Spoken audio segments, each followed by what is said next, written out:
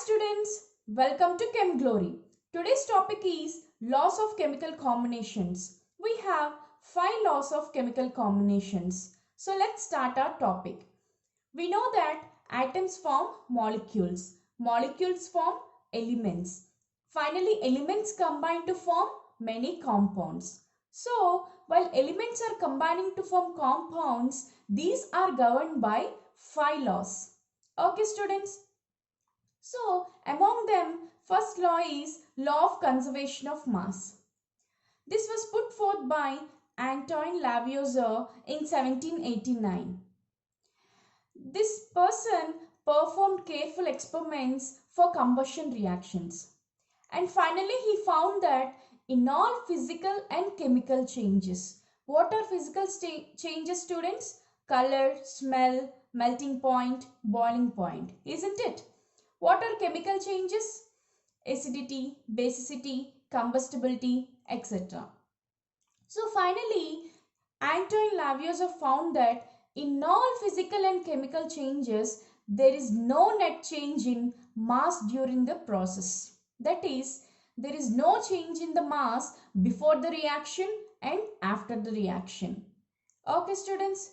So he concluded that matter can neither be created nor destroyed. This law of conservation of mass, it formed basis for later development in chemistry. So let's discuss some examples. When we burn the wood, that is wood plus O2, it gives finally ashes, carbon dioxide, water vapor. The thing is, elements that are before the arrow mark, they are called reactants. To the right side of the arrow mark, they are called products. They have weighed the mass. Okay. Finally, they have found the mass of wood and what? Oxygen.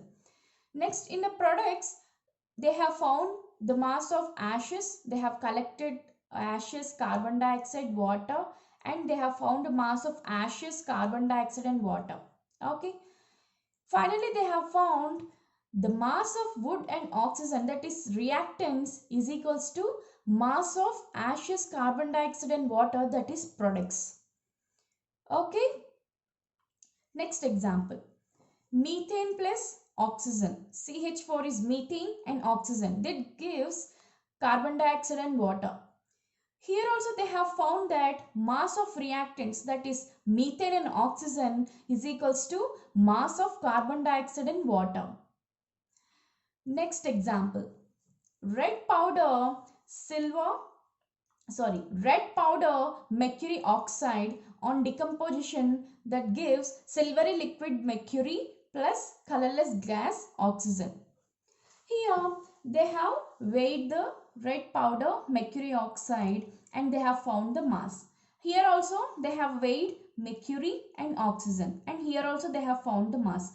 Here also they have found that mass of reactant, that is HGO, this is equals to mass of product Hg and O2. For clear explanation, I have given another example, that is calcium carbonate decomposes calcium oxide and carbon dioxide.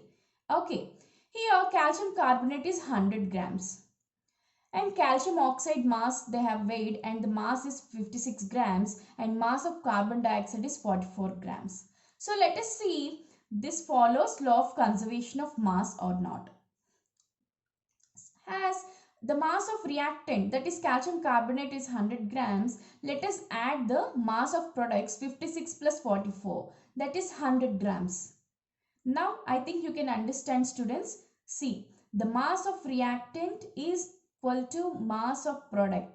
Mass can neither be created nor destroyed. That is, mass before the reaction is equals to mass after the reaction.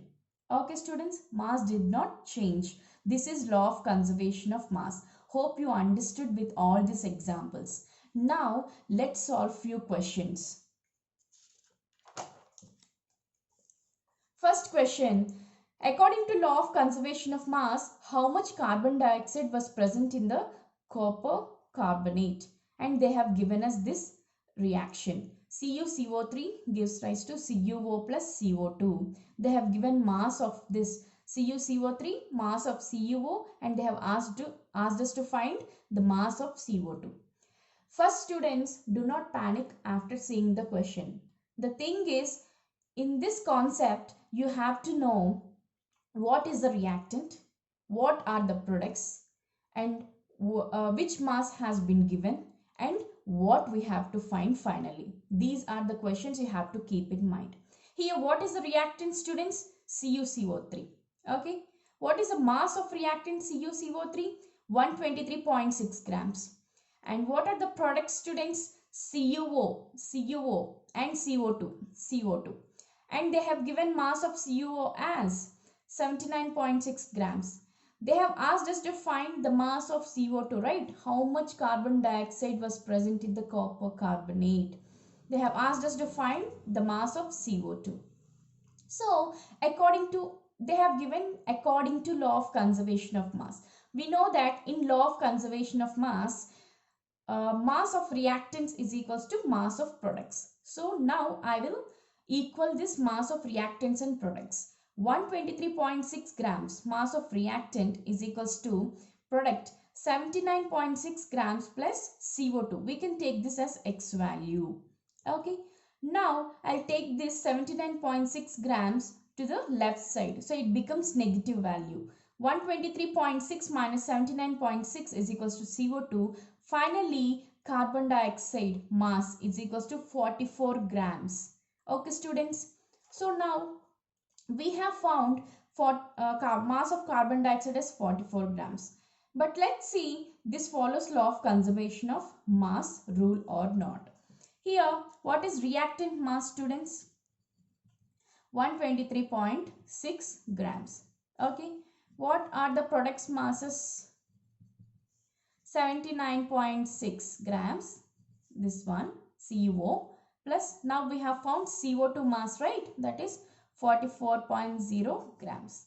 When we add this both, we get answer 123.6 grams. Okay, students, see here. Mass of the reactant is 123.6 grams and mass of the product is 123.6 grams. So finally, the above reaction follows law of conservation of mass. Okay, students, let's discuss next question. Question number 2. Here, 1.5 grams of ethane on complete combustion give 4.4 grams of carbon dioxide and 2.7 grams of water. Show that reaction obeys law of conservation of mass. Here they have given in an explanation form. Now we have to build one reaction. Okay, students, no panic. Just learn how to build the reaction. First, you have to read the question carefully. 1.5 grams of ethane. What is ethane? That is C2H6. Let us learn all these formulas in organic chemistry, but for this purpose now I am just explaining it. Okay.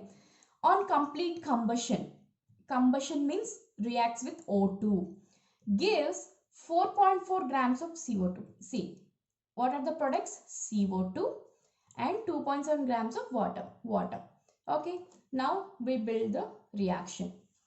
Here the thing is, we have to balance the equation, because without balancing the equation we cannot find the correct mass.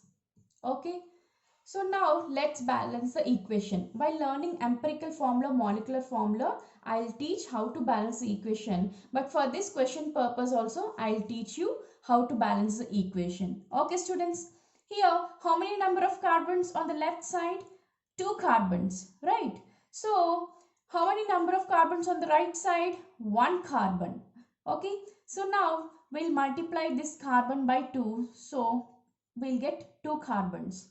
Next, hydrogens. How many number of hydrogens, students, on the left side? 6. How many number of hydrogens on the right side? 2. But in order to get 6 hydrogens, I'll multiply this hydrogen by 3. This is all analysis, students. Only you have to think and then you have to multiply. Next, How many oxygen molecules? One oxygen molecules, but two oxygen atoms, right? Two atoms combined to form molecule. Here, how many oxygens? See here, 2, and here we have 2. So, 2 2s are 4. 4 plus, again, 1 oxygen, 3. 3 oxygens. So, 4 plus 3, 7. We have 7 oxygens. But here we have only 2 oxygen atoms. Remaining, we need still 4 oxygen atoms. Right? So, now what I'll do on the left hand side is, I'll multiply by 7 by 2. Okay. 2 2 cancel, and finally we'll get 7 oxygen atoms. But in order to avoid this 2, what I'll do finally is that I'll multiply with 2 to the reactants and to the products. Okay, I'll multiply to reactants and products. Then final equation is 2. I'm multiplying. Okay, listen carefully. 2C2H6 plus 7O2 gives 2 into 2, 4, right? 4 CO2 plus 2 into 3, 6, 6 H2O. Okay, students, our first job is over. That is, we have balanced our equation. Now, what are the what is the information they have given us? That is, mass of the reactant ethane. Ethane is 1.5 grams. Okay, plus oxygen mass they didn't give us, so we'll think it as x grams. Carbon dioxide mass 4.4 grams. Water mass 2.7 grams. Okay, students. So now 1.5 grams plus x grams is equals to, sorry, we'll write here is equals to, okay. 4.4 plus 2.7, 7.1 grams. Okay, so finally x grams is equals to 7.1 gram minus 1.5 grams. I'm taking this 1.5 to the right side, so it becomes negative value, and finally we'll get the answer x grams, that is oxygen mass is 5.6 grams. So oxygen mass is 5.6 grams. Now we'll check whether this equation follows, this reaction follows law of conservation of mass. So what we have to do, students, we have to see mass of reactants. Mass of first reactant, that is C2H6 ethane, is 1.5 grams. They have already given us. Next, now we have found oxygen mass as 5.6 grams. When we add both, we'll get answer as 7.1. And now, products. What are the products, students? Carbon dioxide and water, right? What is the mass of carbon dioxide? They have given us 4.4 grams. And next, what is the mass of water? 2.7 grams. And finally, answer is 7.1 grams. Okay, students, see. Here, the mass of reactant is 7.1 gram. Mass of product is 7.1 gram. And finally, mass of reactant is equals to mass of product. We know that mass does not change before the reaction and after the reaction in law of conservation of mass. Thus, this reaction follows law of conservation of mass. Okay, students, got it? Question number 3. Here, they given us one question. So let's not panic after seeing the question. Let's only concentrate on what are the reactants, products, and what is the mass given for reactants and products. But there is a small twist in the question. Okay, students, so let's learn. A thin strip of iron with a mass of 15.5 grams is placed into a solution containing 21.0 grams of copper sulfate, and copper begins to form. After some time, the reaction stops because all copper sulfate has reacted. The iron strip is found to have mass of 8.5 grams. The mass of copper formed to be 8.60 grams. What mass of iron sulfate has been formed in the reaction? Here, the reactants are iron. Okay, this is first reactant. And next, copper sulfate. This is a second reactant. Okay, students. But again, they have told this reactant, this copper sulfate, this has reacted totally. Okay, after some time, the reaction stopped and this copper sulfate reacted totally. And again, the iron strip, the reactant one, this have the mass of 8.5 grams. So they have given initial mass as 15.5 grams. And finally, after the reaction stopped, after this copper sulfate totally reacted, they have told again the mass of final mass of iron as 8.5 grams. Okay, this is final mass, this is initial mass. Okay, students. Next, what are the products? Products are copper, that is 8.6 grams, and they have asked to find the another product mass, that is iron sulfate. Okay, we have to find the mass of iron sulfate. Okay, students. So now what I'll do is that first I'll write my reactants and products, that is mass of iron plus mass of copper sulfate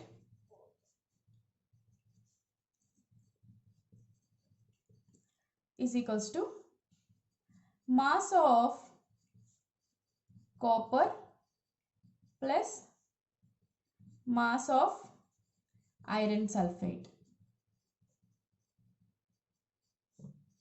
Okay, students. First, I got clarity about my reactants and products. Okay.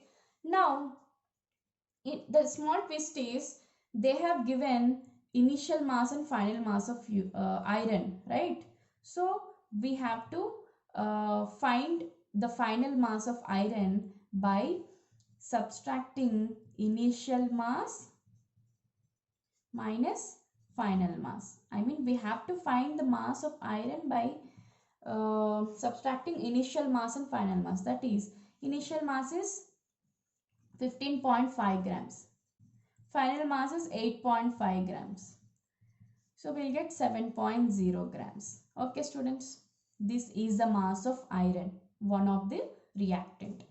Next, according to the law, we know that mass of reactants is equals to mass of products. So now, what is the mass of iron we got? 7.0 grams. What is the mass of copper sulfate, students? 21.0 grams. Okay, what is the mass of copper? 8.60 grams. See, 8.60 grams. Now we have to find mass of iron sulfate. Mass of iron sulfate. Okay. So now we'll add this 21.0 plus 7.0, that is 27 grams. Okay. Here this is 8.6 grams plus x. We'll think this mass of iron sulfate as x grams.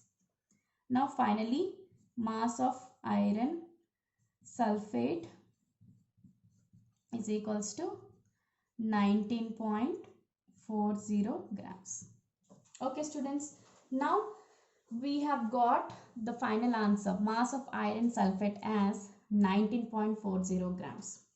So let's check this law for, this reaction follows a law of conservation of mass or not. Okay, I'll write here.